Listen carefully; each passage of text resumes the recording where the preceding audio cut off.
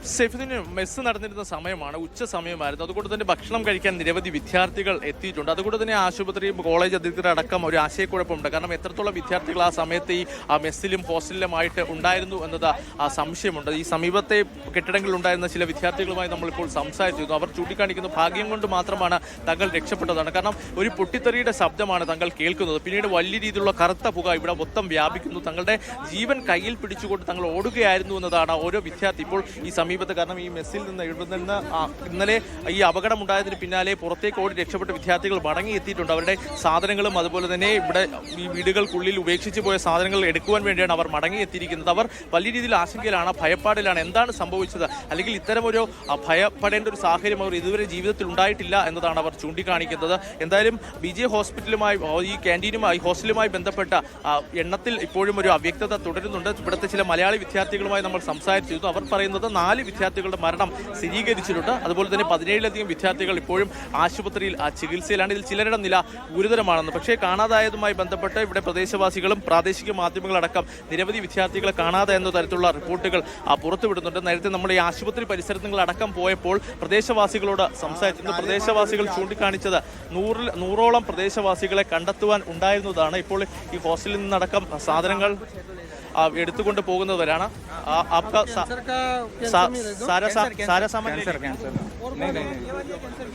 എന്തായാലും വിദ്യാർത്ഥികൾ ഇവിടെ നിന്നുള്ള അവരുടെ സാധനങ്ങൾ, ഇവിടെ ഉപേക്ഷിച്ചിരുന്ന സാധനങ്ങളെല്ലാം എടുത്തുകൊണ്ട് മടങ്ങുന്ന ദൃശ്യങ്ങളാണ് നമ്മൾ കാണുന്നത്. അവർ പ്രതികരിക്കാൻ തയ്യാറാകുന്നില്ല. ഒരുപക്ഷെ അവർ ഭയപ്പാടിലാണ്.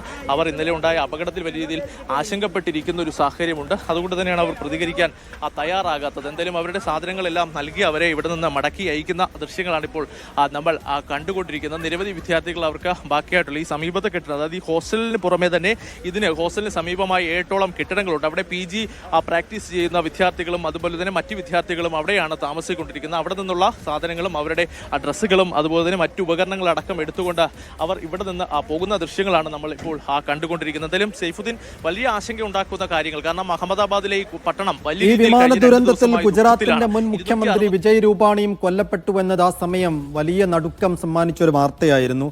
ഇപ്പോൾ വിജയ് രൂപാണിയുടെ മൃതദേഹം ബന്ധുക്കൾക്ക് വിട്ടു നൽകിയിട്ടുണ്ടോ? നമ്മൾ അറിഞ്ഞ പ്രകാരം അദ്ദേഹത്തിന്റെ ഭാര്യയും ബന്ധുക്കളും അടക്കം ലണ്ടനിലായിരുന്നു. അവരെ തിരിച്ചു കൊണ്ടുവരാൻ വേണ്ടി യാത്രക്കൊരുങ്ങിയതായിരുന്നു വിജയ് രൂപാണി എന്നാണ് മനസ്സിലാക്കുന്നത്. ഇപ്പോൾ അദ്ദേഹത്തിന്റെ മൃതദേഹം ബന്ധുക്കൾക്ക് വിട്ടു നൽകിയിട്ടുണ്ടോ? അതിന്റെ സംസ്കാര ചടങ്ങുകളൊക്കെ സംബന്ധിച്ച് BJP വൃത്തങ്ങൾ എന്തെങ്കിലും വിവരങ്ങൾ നൽകുന്നുണ്ടോ അരവിന്ദ്?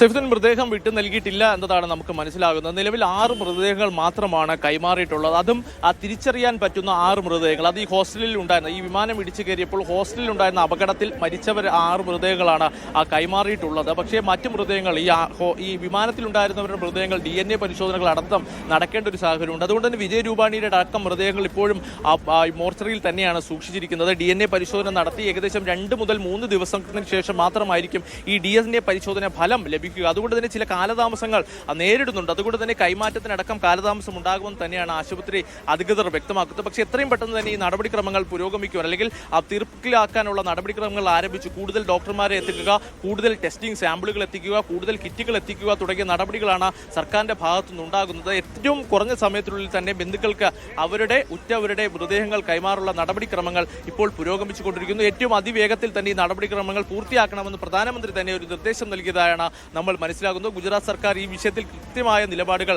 ആരോഗ്യ വകുപ്പിനെ അറിയിച്ചിട്ടുണ്ടെന്നും വ്യക്തമാക്കുന്നുണ്ട്. സെയ്ഫുദ്ദീൻ, ഇനി നമ്മൾ ഈ രമേശ് ബിശ്വാസിന്റെ കാര്യത്തിലേക്ക് വരികയാണെങ്കിൽ തീർച്ചയായും അവിശ്വസനീയമായ മഹാത്ഭുതമായ ഒരു എപ്പിസോഡ്, ഒരു ചാപ്റ്ററാണ് ഈ വിമാന ദുരന്തത്തിൽ ഈ രമേശ് ബിശ്വാസിൻ്റെത്. ഇദ്ദേഹം എങ്ങനെ രക്ഷപ്പെട്ടു എന്ന കാര്യത്തിൽ ഇപ്പോഴും ഒരു വ്യക്തത വരുന്നില്ല.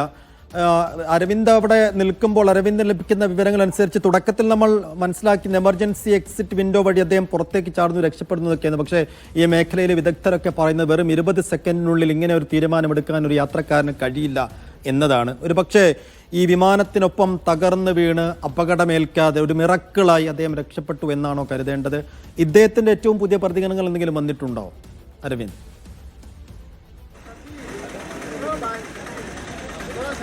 സൈഫുദ്ദീൻ DDക്ക് നൽകിയ ഒരു പ്രതികരണമാണ് വന്നിരിക്കുന്നത്. അതിൽ താൻ എങ്ങനെയോ തെറിച്ചു വീണു എന്ന തരത്തിലാണ് രമേശ് ബിശ്വാസിന്റെ പ്രതികരണം ഉണ്ടായിരിക്കുന്നത്. എമർജൻസി എക്സിറ്റ് ഡോർ വഴി അല്ല രമേശ് ബിശ്വാസ് രക്ഷപ്പെട്ടത്. കാരണം വിമാനം പറന്നുയർന്ന നിമിഷങ്ങൾക്കുള്ളിൽ ഉള്ളിൽ തന്നെ തകർന്നു വീഴുകയായിരുന്നു. പക്ഷേ രമേശ് ബിശ്വാസിന്റെ ഒരു പ്രതികരണം DD എടുത്തിരുന്നു. പ്രധാനമന്ത്രി ഈ ആശുപത്രിയിൽ പരിക്കേറ്റവരെ സന്ദർശിക്കാൻ പോയപ്പോഴായിരുന്നു ഈ പ്രതികരണം DD എടുത്തിരുന്നത്. അതിൽ ചൂണ്ടിക്കാണിക്കുന്നത് ഈ വിമാനം തകർന്ന ഉടനെ താൻ ഇരുന്ന ഇരിപ്പിടം ഉൾപ്പെടെ തെറിച്ച് മറ്റൊരു ഭാഗത്തേക്ക് വീഴുകയും തന്റെ ഈ ബെൽറ്റ് അടക്കം ഊരിക്കൊണ്ട് രക്ഷപ്പെടുകയുമായിരുന്നു എന്നതായിരുന്നു രമേശ് ബിശ്വാസിന്റെ ഒരു പ്രതികരണമുള്ളത്. പക്ഷേ അദ്ദേഹം നിലവിൽ ആശുപത്രിയിൽ ചികിത്സയിലാണ്. അദ്ദേഹത്തിന് വലിയ രീതിയിലുള്ള തീവ്ര പരിചരണമാണ് നൽകിക്കൊണ്ടിരിക്കുന്നത്. നല്ല പരിക്കുകൾ അദ്ദേഹത്തിന് ഏറ്റിട്ടുണ്ട്. അതുകൊണ്ട് തന്നെ കൃത്യമായ ഒരു പ്രതികരണമാണോ? കാരണം എത്രത്തോളം ആശുപത്രിയിൽ മരുന്നുകളുടെ ഒരു ഉപയോഗത്തിലാണ്. അപ്പോൾ കൃത്യമായ ഒരു പ്രതികരണം വരും മണിക്കൂറുകളിൽ അല്ലെങ്കിൽ കൃത്യമായ അദ്ദേഹത്തിന്റെ ഭാഗത്തു നിന്ന് തന്നെ ഒരു പ്രതികരണം ഉണ്ടാകുമെന്ന് തന്നെ പ്രതീക്ഷിക്കുന്നു. കാരണം എമർജൻസി എക്സിറ്റ് വഴി പുറത്തേക്ക് എത്തിക്കാനുള്ള സാഹചര്യം അല്ലെങ്കിൽ സാധ്യത വളരെ കുറവെന്നതാണ് വിദഗ്ധർ അടക്കം പറയുന്നത്. കാരണം ഈ വിമാനം പറന്നുയർന്ന് ഏകദേശം 39 സെക്കൻഡുകൾക്കുള്ളിൽ തന്നെ ഈ വിമാനം ഇടിച്ചിറങ്ങുകയും വലിയ രീതിയിലുള്ള പൊട്ടിത്തെറി ഉണ്ടാവുകയും ചെയ്തിരുന്നു.